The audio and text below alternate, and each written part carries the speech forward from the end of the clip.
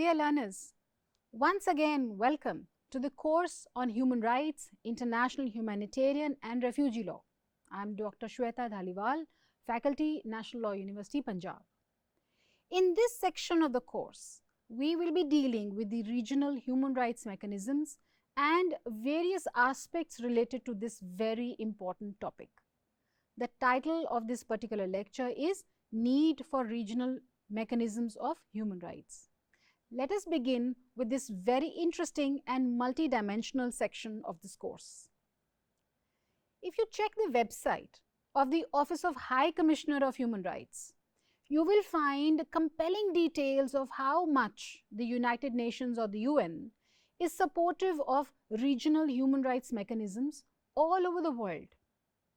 The UN recognizes the significant role played by the regional and sub-regional human rights arrangements in the promotion and protection of human rights. The Vienna Declaration and Programme of Action, adopted by the World Conference on Human Rights in 1993, endorsed efforts to establish, strengthen, and increase the effectiveness of these arrangements, while at the same time stressing the importance of their cooperation with the UN human rights system. This has been reconfirmed by the UN General Assembly in several of its resolutions. In 1993, the then Commission on Human Rights adopted Resolution 1993/51, the first of a number of resolutions on the subject, which further requested the Secretary General to continue to strengthen exchanges between the UN and the regional organizations dealing with human rights. The UN Human Rights Council, HRC, the successor of the Commission, has also reiterated the same view to bring together regional and UN human rights mechanisms. Following the Human Rights Council Resolution 43/17, the Office of the United Nations High Commissioner for Human Rights organized a workshop on regional arrangements for the promotion and protection of human rights on 18th and 19th October 2022. The High Commissioner was to present the report of this workshop to the 52nd session of the Human Rights Council in March 2023. In this image on your screen, there is a presentation from the UN Office of High Commissioner of Human Rights, document title Appeal 2024, which mentions regional human rights mechanisms throughout the document, and in this image, different aspects of how the UN appreciates the role of these regional human rights systems is shown. This is how the importance of regional human rights system is understood today. Clearly, the regional human rights regimes are considered an important and constant feature of the global human rights regime. So, we should also understand how these regional systems got established and what are the arguments in favor of a regional level of human rights implementation. Some of the reasons for regional human rights mechanisms to be established are as shown on the screen.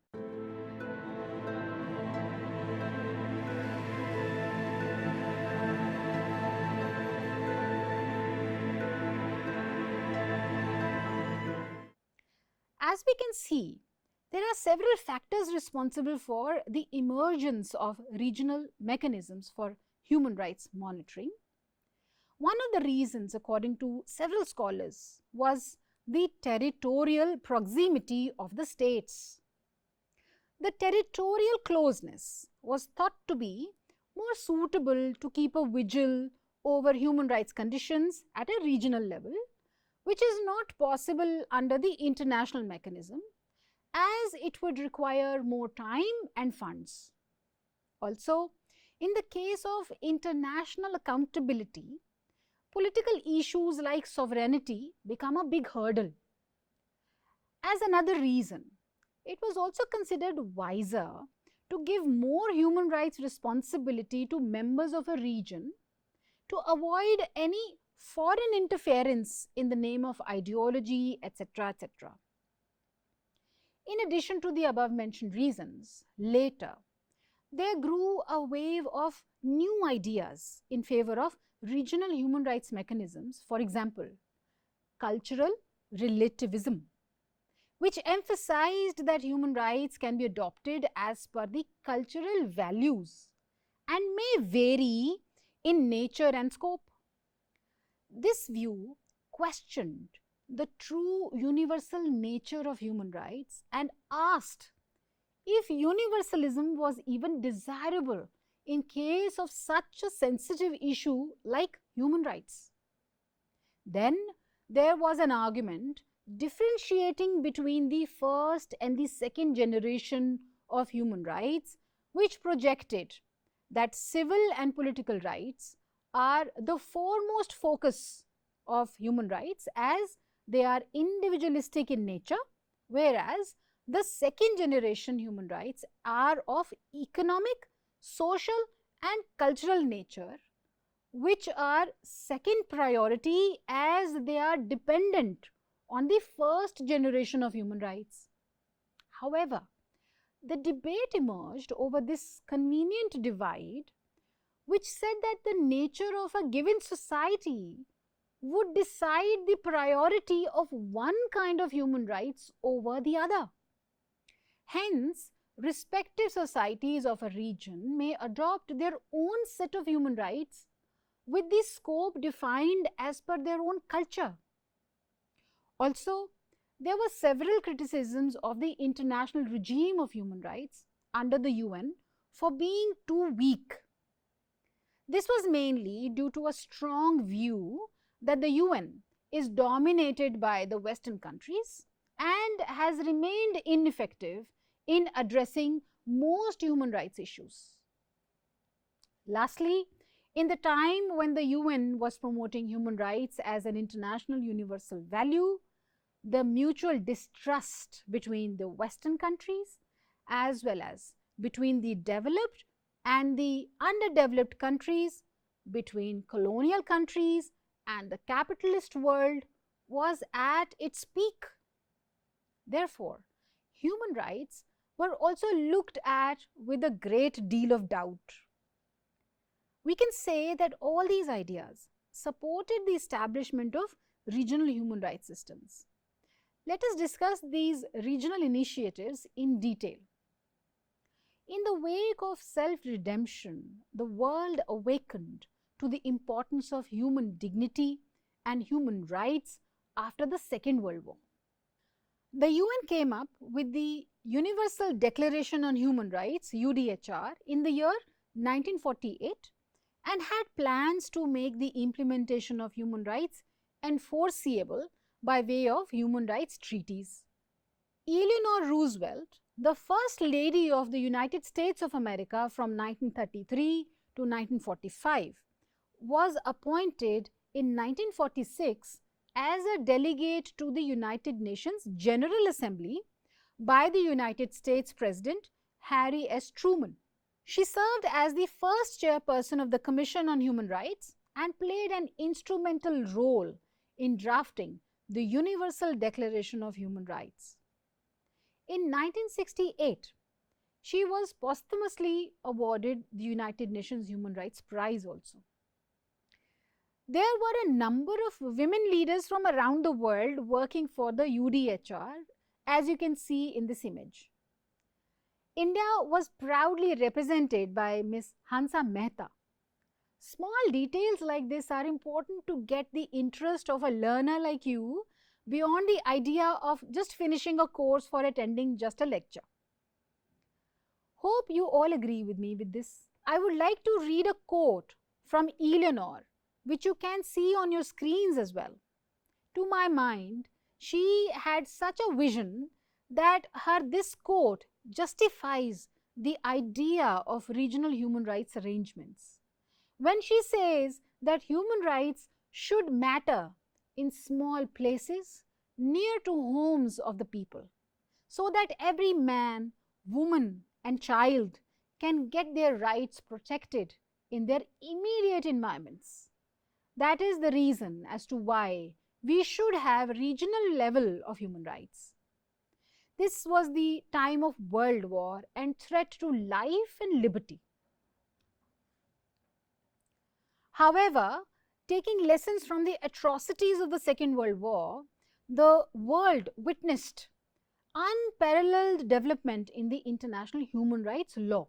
Focus shifted to the establishment of new democratic regimes that protected rights of the individuals at the core and aimed to a limited power of the state over their citizens.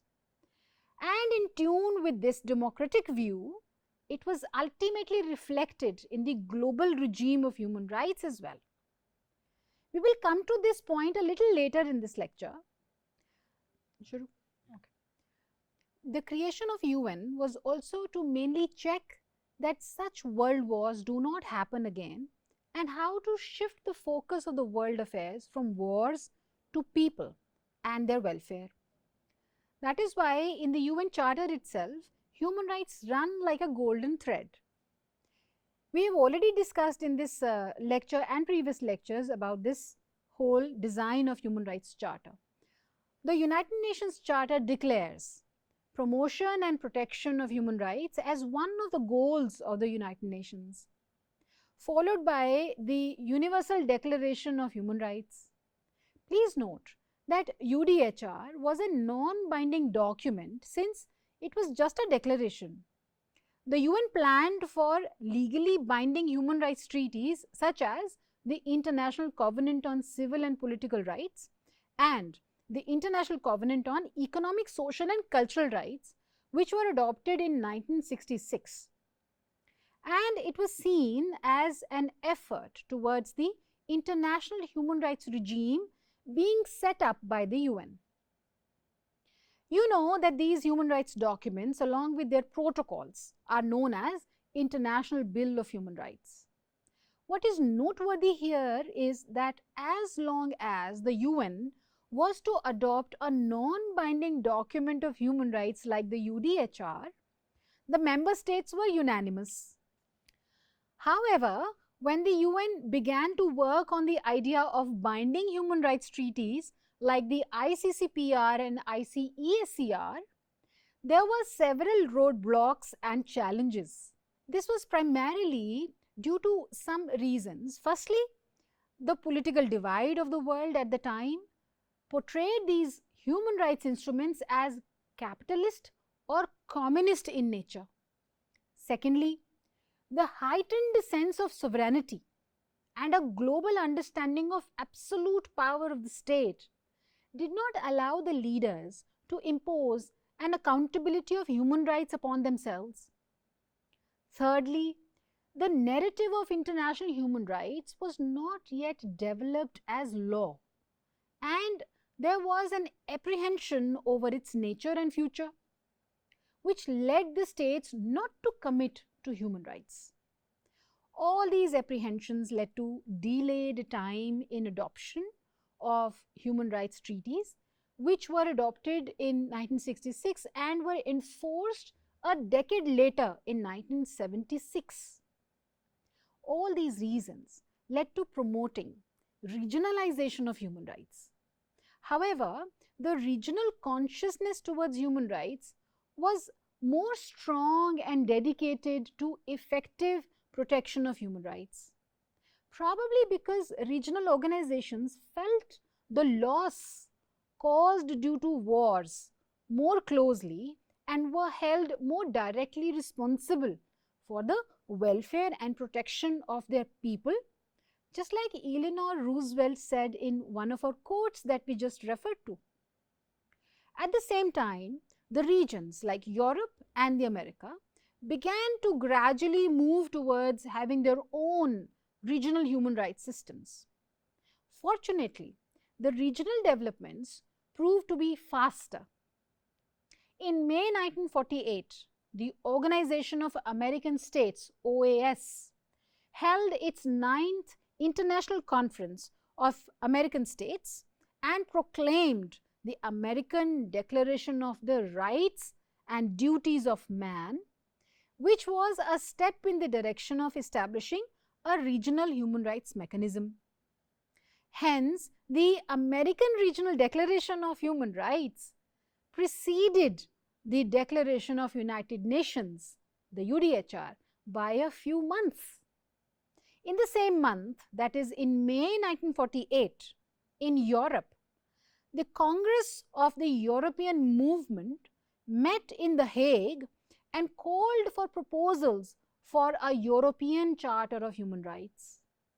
There is a noticeable point in why the regions were better and faster in their response to human rights initiatives, because the sense of regional integration was far more old and had become strong enough by 1950s, in contrast to a sense of becoming one global order under the United Nations.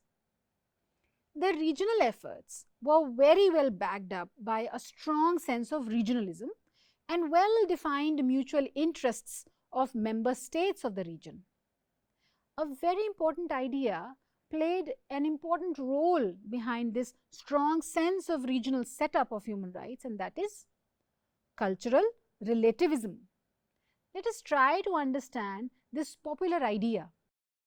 The word culture is derived from the Latin word cultura, meaning tilling or cultivating, and thus the relativists argue that members of the society imbibe the beliefs of the social system and live by them consciously or subconsciously. This thesis applies to human rights as well. The debate between relativism and universalism,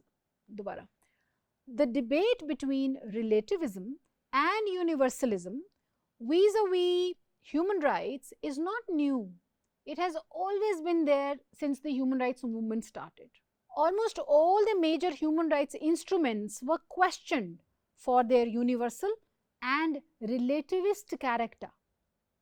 From the time of drafting the Universal Declaration of Human Rights to the adoption of the covenants on civil and political and economic, social and cultural rights, this dichotomy has always emerged as a challenge. The major allegation of the relativists is against what they consider the cultural imperialism of the West, was based on one major reason that almost whole of the International Bill of Human Rights was drafted under the leadership of the Western leaders, and the human rights ethos of the non-Western world was grossly ignored. This was mainly because most of the Asian and African countries could not participate in the formulation of the UDHR due to their colonial status.